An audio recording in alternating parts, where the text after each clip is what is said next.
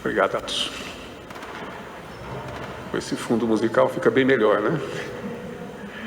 Meus irmãos, eu quero convidá-los para abrirmos as nossas Bíblias no texto de 1 João, por favor, no capítulo de número 3. E retomando a exposição que vimos fazendo de 1 João, quero ler com os irmãos a partir do verso 11. Na verdade, esse argumento de João começa já a partir do verso 10. Mas nós leremos a partir do verso 11, por favor. Vamos ler. Diz assim o texto: porque a mensagem que ouviste desde o princípio é esta, que nos amemos uns aos outros. Não segundo Caim, que era do maligno e assassinou a seu irmão. E por que o assassinou? Porque as suas obras eram más e as de seus irmãos justas. Irmãos, não vos maravilheis se o mundo vos odeia. Nós sabemos que já passamos da morte para a vida, porque amamos os irmãos. Aquele que não ama permanece na morte. Todo aquele que odeia seu irmão é assassino. Ora, vós sabeis que todo assassino não tem a vida eterna permanente em si. Nisto conhecemos o amor de Cristo. Que Cristo deu a sua vida por nós e devemos dar nossa vida pelos irmãos. Ora, aquele que possui recursos deste mundo e vir a seu irmão padecer necessidade e fechar-lhe o seu coração, não pode permanecer nele o amor de Deus. Filhinhos, não amemos de palavra nem de língua, mas de fato e de verdade, diz João. Bonifácio de Mogúncia é, na verdade, um missionário. No período em que a igreja não havia ainda passado pela reforma, portanto só havia uma igreja cristã, e Bonifácio, que era britânico, era na verdade da região da Bretanha, tornou-se missionário entre os germanos, para anunciar o evangelho a esse povo, particularmente a essa região da Germânia, e na Alemanha, a atual Alemanha, claro. E quando ele se aproximou então dos germanos, ele percebeu que os germanos adoravam ao deus Thor. Não o Thor da Marvel, é claro, nem da mitologia nórdica, mas esse Thor exatamente dessa mitologia germânica. E eles adoravam Thor na figura de um carvalho, de uma árvore muito antiga e grande que havia na região, exatamente nas imediações. Ali era adorado a imagem desse chamado deus Thor. Bonifácio, percebendo que eles adoravam, idolatravam essa árvore, tomou em suas mãos um machado e se dirigiu à árvore. E com machadadas começou a quebrar aquela árvore. Alguns historiadores dizem que algumas pessoas fugiram com medo de Thor mandar um dos seus relâmpagos, um dos seus raios, já que ele é o deus trovão, e destruísse todos os que estivessem próximos. Mas perceberam que Bonifácio derrubou completamente a árvore. E, diante disso, compreenderam que o Deus de Bonifácio era maior que o Deus Thor. E assim começou o evangelho naquela região da Alemanha. O que Bonifácio percebeu era que era preciso derrubar aquele mito para que as pessoas pudessem crer na verdade. Para que eles pudessem enxergar a verdade, era preciso derrubar o mito do grande Deus Thor. Embora o tempo tenha passado, nós temos nos nossos dias muitos outros mitos. Os nossos mitos não são árvores, são muito mais ideias dos nossos dias. Você pode até discordar de mim, mas na minha opinião, nós temos, por exemplo, alguns mitos ideológicos. Tanto o socialismo como o capitalismo são mitos modernos. Algumas pessoas entendem que a solução do mundo é exatamente ou o socialismo ou o capitalismo. Ou a liberdade absoluta, ou na verdade a liberdade nenhuma.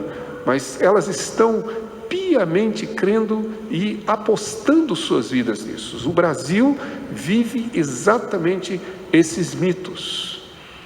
Nós saímos de um longo governo de esquerda que cria que o socialismo resolveria os problemas desta nação e adentramos agora num outro mito, em que as pessoas parecem crer que o oposto do que vivemos nos últimos anos será a plena solução do nosso país. E os irmãos se lembram que eu alertava os irmãos desde antes que a solução nossa não vem daí. Da Escritura sim, de Deus sim, mas de ideologias não. São mitos, mitos que nós constituímos e que exercem um papel, inclusive, idólatra na vida de muitas pessoas.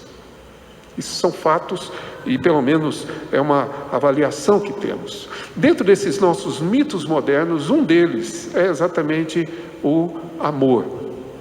Por incrível que pareça, isso que cantamos, isso que lemos, isso que falamos, se tornou na vida de muitos e tem se tornado na vida moderna uma espécie de mito.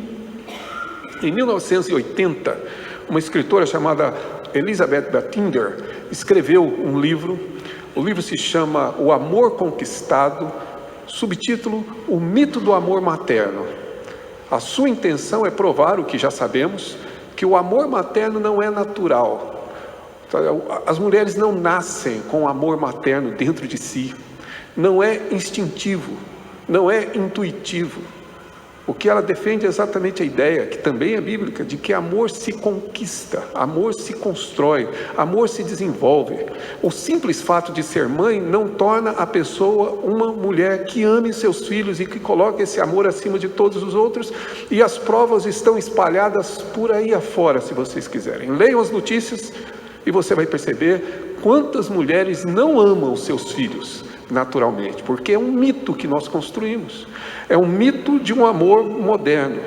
Um outro escritor, na verdade um pesquisador, chamado Arthur Aron, que é professor da Universidade de Nova York, Estadual de Nova York, em 1997, ele desenvolveu uma pesquisa tentando mostrar como é possível se apaixonar em poucas horas. Duas pessoas estranhas podem ficar completamente apaixonados em poucas horas. Desenvolveu uma técnica para isso, por favor, não vou ensiná-la porque eu mesmo sei, nem quero saber. Esse tipo de técnica não faz bem à vida. Mas ele desenvolveu uma técnica, né? Eu sei que alguns aqui que estão na fase do freelancer provavelmente vão procurar a obra e a pesquisa deste homem. Mas ele desenvolveu algumas técnicas. Qual é a técnica que ele desenvolveu? É simples. São 36 perguntas que dois estranhos fazem para si. Perguntas que, segundo ele mesmo diz, desnudam a alma da pessoa, ou seja, mostram as suas fragilidades. E depois de 36 perguntas respondidas de um para o outro, eles devem permanecer 4 minutos em silêncio, olhando nos olhos um do outro. E segundo a pesquisa, várias pessoas se apaixonaram com essa técnica. Tá? As perguntas são segredo de Estado. Mas vejam bem, nada mais do que demonstrando, e é isso que ele tentava mostrar, que o amor moderno, ele é manufaturado, ele é fabricado, ele é, na verdade, um mito que vivemos. Isso não, digamos assim, nos isenta. Nós cristãos construímos o nosso mito. Se eu puder dizer com certa franqueza, algumas vezes nós invertemos o princípio, ou pelo menos a mensagem bíblica. 1 João capítulo 4, verso 8, a Escritura diz, João diz que Deus é amor. Mas o nosso mito evangélico é de que o amor é Deus. São duas coisas muito diferentes. Nós tomamos um atributo divino e transformamos esse atributo em uma divindade, ao invés de adorar aquele que é de fato o possuidor de tal atributo. Na linguagem moderna, e eu não sou a única pessoa a afirmar isso, várias vezes, ao invés de afirmarmos que Deus é amor, na prática e em palavras nós afirmamos que o amor é Deus. Tudo se resolve com amor, tudo se soluciona com amor, tudo acontece por amor. E na verdade o amor passou a ser um Deus na vida de muitas pessoas que passam a viver por amor. Veja bem, não viver com amor, mas viver em função de um amor que ele ideologicamente, que ele na verdade ilusoriamente acha que vai encontrar ou acha que encontrou, seja lá como for. Mas é um mito. O amor se torna um Deus. E para nós, na verdade, compreendermos esse amor do qual João fala, nós precisamos provavelmente derrubar as nossas árvores. Precisamos desfazer os nossos mitos. O mito do amor romântico, que nos ensinou muitas coisas equivocadas. Por exemplo, que o amor verdadeiro é um amor que não nos impõe regras. Já ouviram isso? O amor tem que ser rebelde, ele não pode se submeter à regra, ele não pode ter disciplina, ele não pode ter controle. Porque se você tiver controle, não é amor. O que é, na verdade, um mito moderno do amor romântico que nós, de fato, desenvolvemos. O amor é completamente emocional. Eu não estou dizendo que o amor exclui as nossas emoções, mas o amor não se extingue em um conjunto de emoções que temos. Porque as nossas emoções são mutáveis. Tá? É sempre assim. Você acorda de manhã, bem-humorado, né? Nem todos, mas você acorda bem-humorado, alegre, feliz, se levanta, se arruma, se veste. E quando você vai sair do quarto, preparando-se para se calçar, você chuta o pé da cama, com aquela unha encravada, que está exatamente infeccionada. E qual é a sua reação? Suas emoções mudam imediatamente. O bom humor vai embora, a irritação toma conta da sua vida, para mostrar como as emoções são mutáveis. Mas é esse o mito que temos, que amor se restringe às emoções que sentimos. Mais do que isso, nós chegamos a igualar o amor aos simples atos de gostar. Veja bem, nós não podemos amar aquilo que não gostamos, mas gostar não é amar. E esses pontos são fundamentais para que nós entendamos. Nós estamos corretos, ou seja, verso 11, João diz, ouviste o que foi, qual é a mensagem dele desde o princípio, e a mensagem dele desde o princípio é esta, que nos amemos uns aos outros. Esse é um princípio bíblico, isso é claramente a manifestação do Evangelho. Conforme João está tentando demonstrar, essa é a manifestação da nossa fé. Não é apenas João que diz isso, Paulo diz isso, a Escritura continuamente nos mostra assim. Diz que Deus prova o seu amor para conosco, como lemos hoje à noite, tendo Cristo morrido por nós, ou seja, o amor que na verdade é manifesto e que, no nosso caso, evidencia a fé e nos traz a certeza de que de fato pertencemos a Deus, que temos a vida eterna e que estamos em Cristo. Isso é fato. O nosso problema é o que nós entendemos por amor. Esse é o problema. Nenhum de nós discorda que devemos amar uns aos outros. O problema é o que eu e você entendemos por amor. E é aqui que precisamos de fato desfazer esse mito, que claro, Deus nos ajuda com esse texto que lemos, em que João, de uma maneira bem simples, nos explica o que é o amor. E eu espero que você entenda para o seu bem e principalmente para o bem daqueles que você diz que ama. Observe, o que nós temos diante de nós no capítulo 3, verso 11 ao verso de número 18, são dois exemplos. Tá? Para facilitar, ele usa dois exemplos. Você quer saber o que é amor? Então você olha exatamente para esses dois exemplos que ele apresenta aqui. Verso de número 12, o exemplo de Caim. E verso de número 16, não o exemplo de Abel, mas o exemplo de Cristo. São dois exemplos. Se você quer entender o amor, olhe exatamente para esses exemplos concretos, práticos. Juntamente com esses exemplos, ele vai chegar basicamente a duas consequências evidentes na passagem. As consequências são morte e vida. São, na verdade, um autossacrifício ou um assassinato, digamos assim, mas são consequências naturais desses dois exemplos que temos. E conclui nos mostrando exatamente quais são as obrigações que nos impõem, à medida em que eu entendo o amor, e à medida que eu confesso o amor, e à medida que eu recebo o amor de Deus, como é que esse meu amor deve se manifestar pelos outros. Não poderia ser mais prático e não poderia ser mais simples. O problema somos nós que complicamos a história. Tá? A gente não gosta de coisas simples, concorda? Nós temos uma objeção. Tudo que é simples para nós parece pouco. parece insuficiente ou não é crível. Para nós as coisas têm que ser complicadas. Meu irmão que conta a história dizendo que um rapaz caiu e furou a mão e entrou uma ferpa, uma madeira na mão, na palma da sua mão. E ele então começou a procurar para ver que solução tinha. Aquilo infeccionou, já estava bem ruim. Quando ele procurou o médico disse: não tem jeito, tem que abrir, tem que limpar tudo isso aí, temos que fazer uma pequena cirurgia na sua mão para poder curar. Ele falou: não, cirurgia não quero, isso é muito, eu tenho medo, não quero. Então ele começou a procurar outra solução. Aí ele foi, claro, no psicólogo para saber como é que resolvia esse problema da dor que ele sentia. O psicanalista colocou ele no divã e perguntou: como foi sua infância? Aí ele entendeu que não ia resolver o problema da sua dor e resolveu procurar outra solução. Foi procurar uma solução com um místico. E o místico disse que o problema dele é que, na verdade, ele precisa mentalizar. Precisava, na verdade, ignorar essa dor e a dor desapareceria. Resultado, a dor estava lá. Por fim, andando no meio do caminho, ele encontrou uma outra pessoa, perguntou qual era o problema dele, disse que estava com a mão machucada, deixa eu ver, ele mostrou, e ele simplesmente puxou a ferpa, a madeira. E ele perguntou: é só isso? Ele falou: só. Não precisa mais nada? Não. Aí se não quero. Pôs na mão de novo e saiu para procurar outra solução. Somos nós. Deus nos apresenta uma resposta simples e nós queremos algo muito mais complexo do que aquilo que Deus apresenta. Pois observe a simplicidade de Deus ao nos apresentar esses exemplos.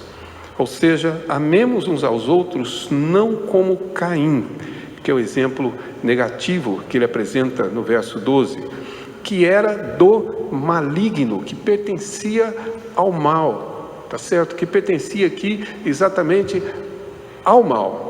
O maligno aqui não é, na verdade, uma referência específica só ao diabo, mas é uma referência específica a tudo aquilo que reúne de oposição a Deus. Ele era do maligno, e por esta razão própria é que as suas obras se manifestaram da maneira como manifestaram. É por esse texto que nós descobrimos a maneira com que, na realidade, Caim matou Abel. A expressão assassinou é literalmente degolar. Ele não matou o seu irmão, senão com um ato de cortar-lhe provavelmente a garganta. Assim ele assassinou ou degolou o seu irmão, e a história demonstra por que ele fez isso. O que havia no coração de Caim para que ele pudesse de alguma forma manifestar ou ter essa ação ou essa manifestação que lemos aqui. Gênesis capítulo 4, verso 7 vai mostrar que Deus, exortando Caim, diz que se ele procedesse bem, ele seria aceito. A Escritura não nos diz por que Deus aceitou a oferta de Abel e não aceitou de Caim. Os teólogos se dividem e, claro, ficam esmiuçando, procurando achar uma razão, mas as razões bíblicas não estão bem evidentes. A verdade é que Deus não aceitou a oferta de Caim e se agradou da oferta de Abel. Provavelmente havia essas razões íntimas que Deus conhecia. Uma delas é exatamente o proceder bem. Se você for justo ou se você obedecer, com certeza a sua oferta também será aceita. Quando nós lemos o texto de Hebreus, capítulo 11, verso 4, os irmãos vão perceber que lá o autor de Hebreus nos dá outras evidências do que havia em Abel e não havia em Caim. Abel foi aceito porque sua manifestação, sua oferta provinha da sua fé, conforme diz o capítulo 11 de Hebreus, e porque era uma oferta justa, ele era justo. É por isso que o seu sangue clama até o dia de hoje, diz o autor de Hebreus. Ou seja, havia em Abel uma disposição de coração diferente da disposição presente em Caim. A resposta está aí no verso 12 da 1 João, se vocês observarem. E por que ele assassinou? Porque as suas obras eram malignas e as do seu irmão eram justas, ou seja, por inveja, por ciúmes, claramente por uma disposição que levou, conforme diz o verso 13 e o verso 14, ao ódio e do ódio ao assassinato. Sentimentos que, se me permitem dizer, estão presentes no nosso mito chamado amor. Conversei algum tempo atrás com um colega de trabalho, ele é coronel da reserva da Polícia Militar, e ele comentava que uma das preocupações deles, dos demais colegas, é o crescente número dos chamados crimes passionais. É impressionante. Parece que a gente está evoluindo em termos de raciocínio, de lógica, de conhecimento, e evoluindo no que diz respeito aos nossos comportamentos. Nós estamos nos tornando cada vez mais primitivos, se podemos dizer assim. Mas os crimes passionais se arrastam. A pessoa não suporta o fato, por exemplo, de uma namorada, de uma esposa ou de alguém terminar com ele, ou vice-versa. E aí trama ardilosamente, ou no calor das suas emoções, tira a vida do outro. E tudo isso é chamado de amor. Marcado por invejas, ciúmes, possessões, domínios, mas que eles entendem ser amor.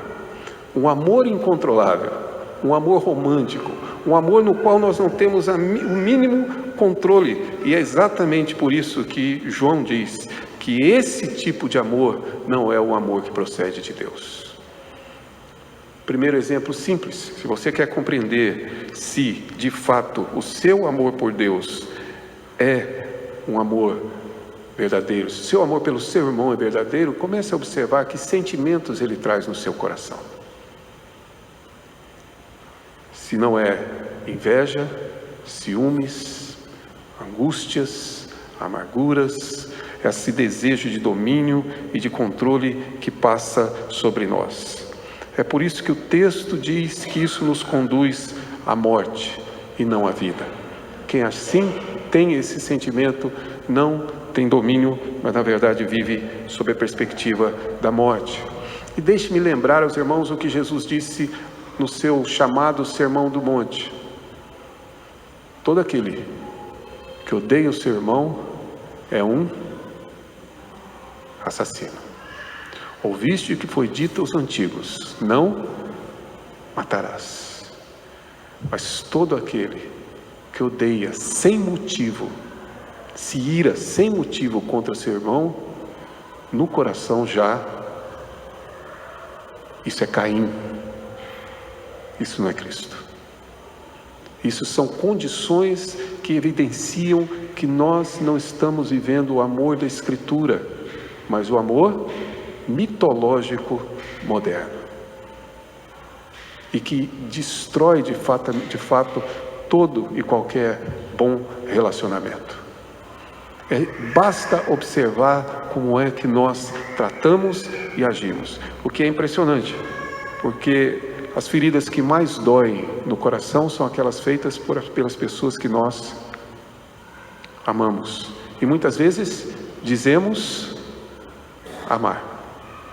A nossa atitude, que de fato magoa, ofende, fere, e nós dizemos que isso é amor.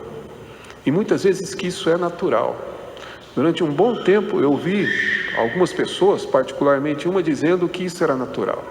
Um casal que se ofende, que se magoa, que se fere, isso é natural no casamento. Pode ser comum. Natural não é. Pode ser um estilo de amor Caim, mas o amor bíblico não é. E é esse o princípio que João nos dá. O exemplo é esse: amemos uns aos outros, mas não amemos como Caim. Não amemos dessa forma. Ao que ele logo depois nos dá o exemplo de Cristo. Nisto nós sabemos se o amor que temos é verdadeiro. Nisto conhecemos o amor. Como é que eu posso entender o amor? Diz João no verso de número 16, que Cristo deu a sua vida por nós. Ou seja, o amor verdadeiro é, na verdade, um ato de doar a vida, de oferecer a vida, de conceder a vida, e não um ato de tomar posse de. Não sei se os irmãos percebem essa diferença, mas o amor contemporâneo é um amor em que as pessoas dominam e possuem as outras pessoas. O amor bíblico é o amor no qual a pessoa se oferece, se dá, ou seja, oferece a sua própria vida. Tá? É interessante, o verso de número 17 acrescenta, dizendo que aquele que possuir recursos deste mundo, vir seu irmão passar necessidade e não lhe abrir o coração, pelo contrário, fechar o seu coração, na verdade não ama como Cristo. Recurso deste mundo é a palavra bios, de onde nós tiramos a nossa palavra vida. Aquele que possui vida, bios, não deve negar a vida aos outros, mas deve abrir o seu coração e oferecer de graça o amor que possui. Tá? E é exatamente essa a descrição. É fácil fazer o bem a quem a gente não conhece. O difícil é fazer o bem com quem a gente convive. Permito aqui a palavra. É fácil manifestar certos tipos de cuidados e chamar isso de amor. Amar amigos, colegas, às vezes amantes. O difícil é amar com quem você dorme e acorda todos os dias, com quem você convive todas as horas. Se fizermos uma campanha para poder arrecadar, como fizemos, roupas, nós vamos ter. Se pedimos cestas básicas, muitos doarão, porque amar um desconhecido é fácil, porque eu não tenho que me relacionar com ele. Agora, amar um irmão, amar alguém com quem você convive, essa situação com certeza é diferente. O que Deus nos diz é que aquele que fecha o seu coração, e fechar o coração aqui são as entranhas, aquele que na verdade se torna insensível às necessidades do seu irmão, na verdade não ama. E por isso ele na verdade descreve aqui o fato de que essa é a grande diferença. O amor que não procede de Deus, ele tira a vida ao invés de dar.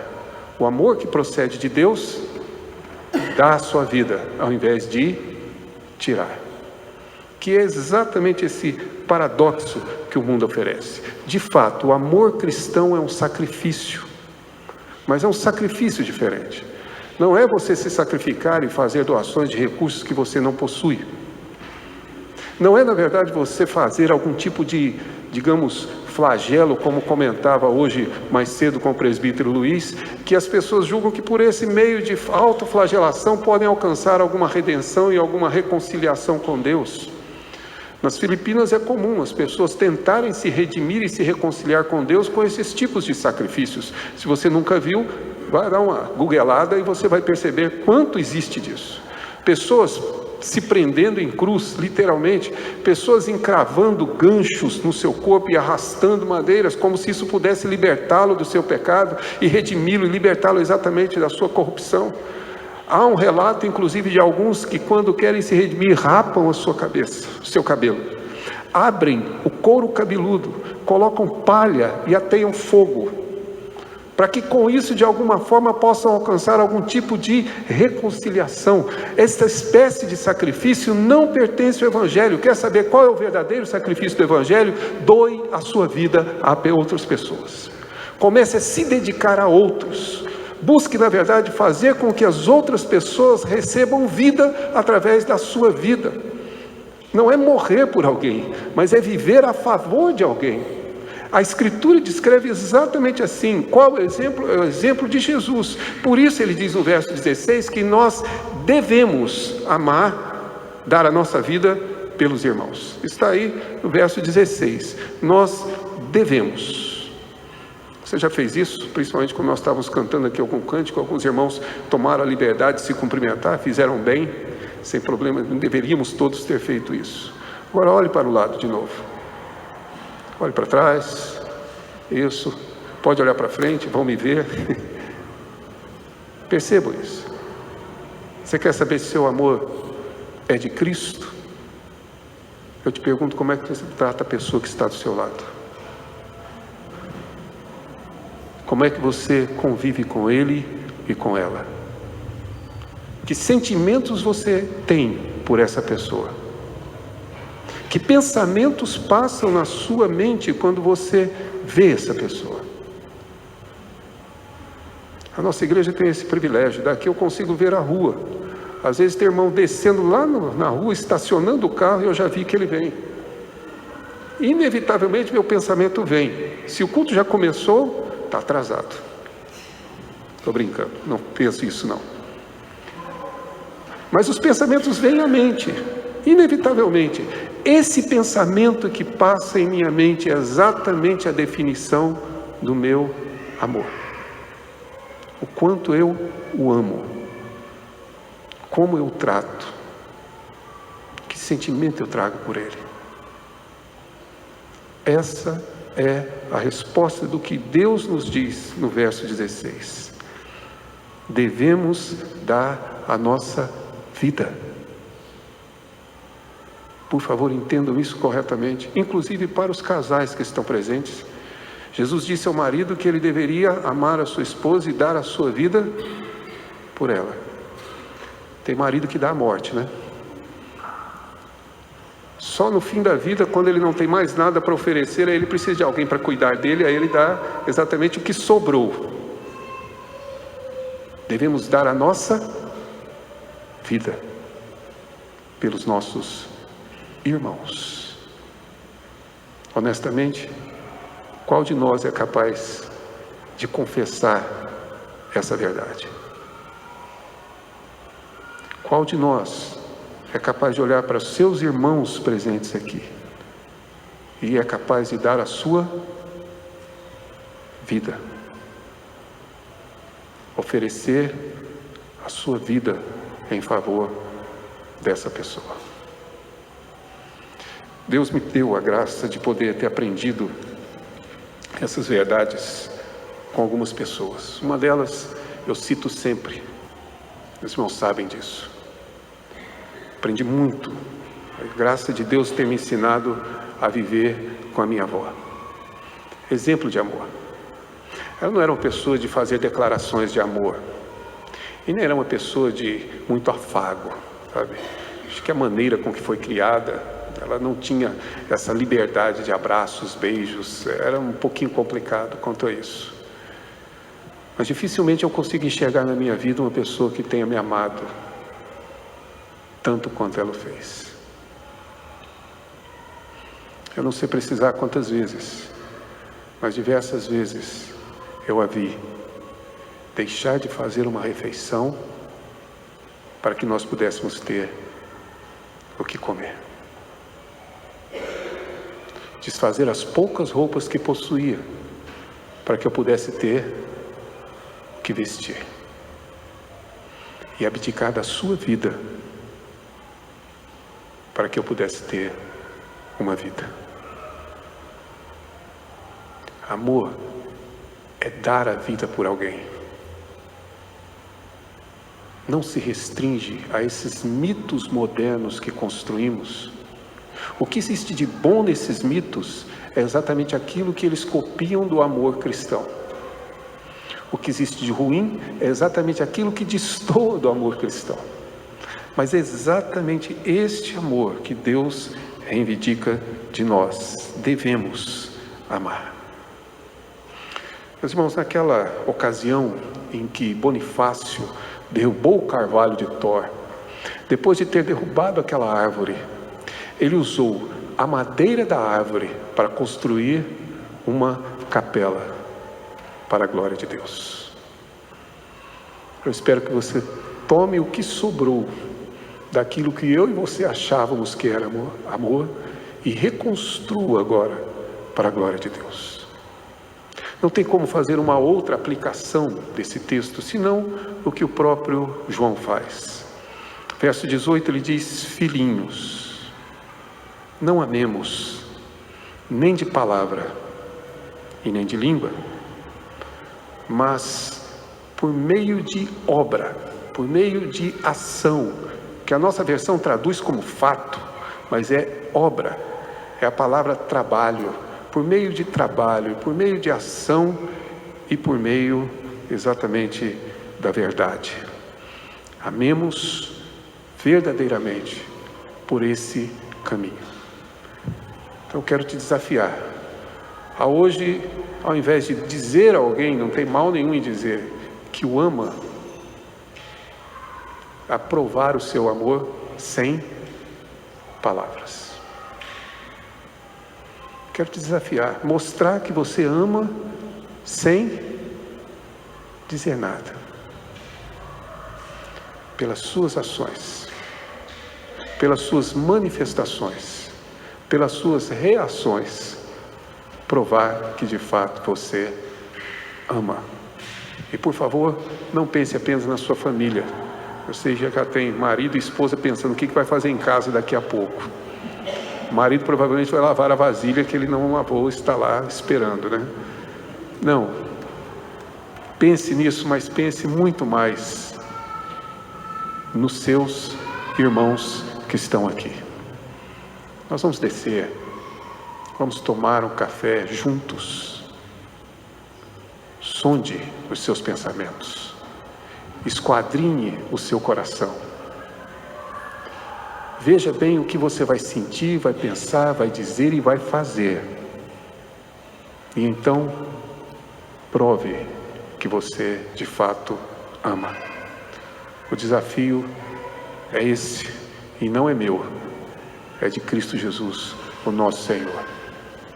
Não é uma proposta pessoal, é uma exortação, um mandamento de Deus.